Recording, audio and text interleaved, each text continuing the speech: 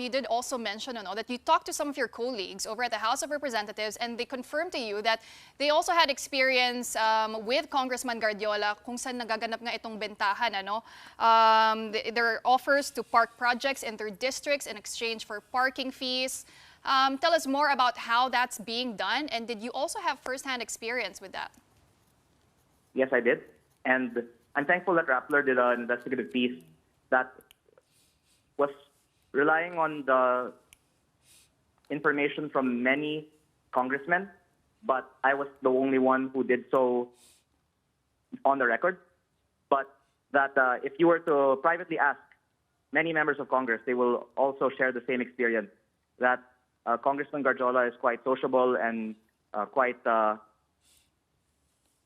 proactively offers to download funds into people's districts.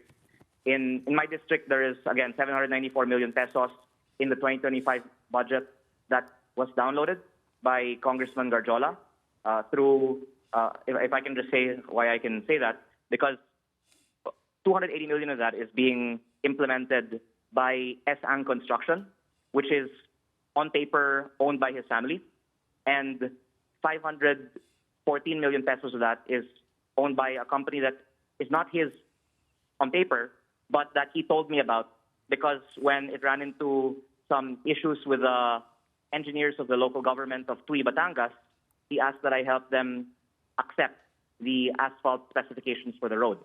And I asked him if he could refrain from paying the 5% parking fee for the 514 million pesos of contract.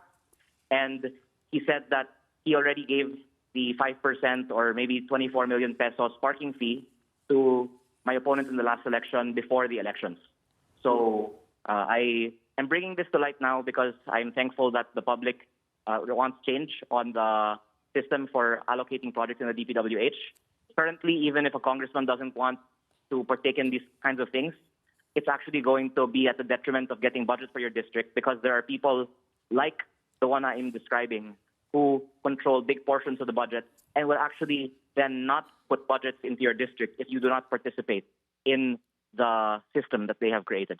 Do you know for sure at this point that the companies that were mentioned, Redicon Trading and Construction and S.A.N. Construction and General Trading, are owned or somehow have links to Congressman Gardiola? Do we know that for certain right now?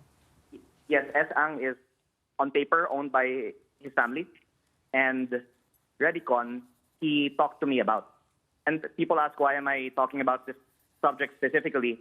Because this is my first-hand experience on a contractor parking project in my district. What did he say to you about Redicon? Well, he asked that we make the local government accept that it's asphalt, even if the flood-prone rural area is better suited for concrete. And the project, by the way, is around 50 million pesos per kilometer. And I think the effect of this is that instead of getting 20 kilometers, Tui is only getting 9 kilometers or so. So just to put in context the impact of all of this, it's that the people are getting maybe half of their money's worth for the projects that are being sold the budgets of in the DPWH. And the project is in your district? Where was it? Yes. Yes, Tui and Calatagan. So those two that you mentioned earlier, Tui and Calatagan. So let me see if I got this straight. Congressman Gardiola spoke to you personally, asking you to intervene in those projects and asking you... Because the municipal council opposed that it is asphalt, because pag umulan, madaling masira ang asphalt sa bukid. And they said that it was bid out as asphalt. And as it turns out, DPWH has just decreased the construction material price of asphalt by around 50%. Yes. So it turns out that the reason why asphalt was highly preferred is because that had a bigger overpricing than concrete.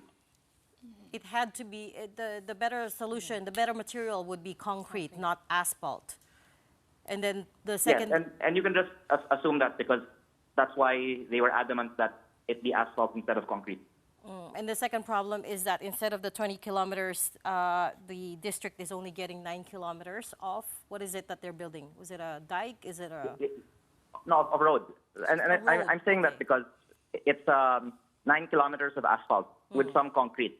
But if it's 50 million per kilometer, then if you instead did it for 20 to 25 million per kilometer, then the 9 kilometers would be 20 kilometers. That is my point in relation to how overpricing results in us getting less than our money's worth.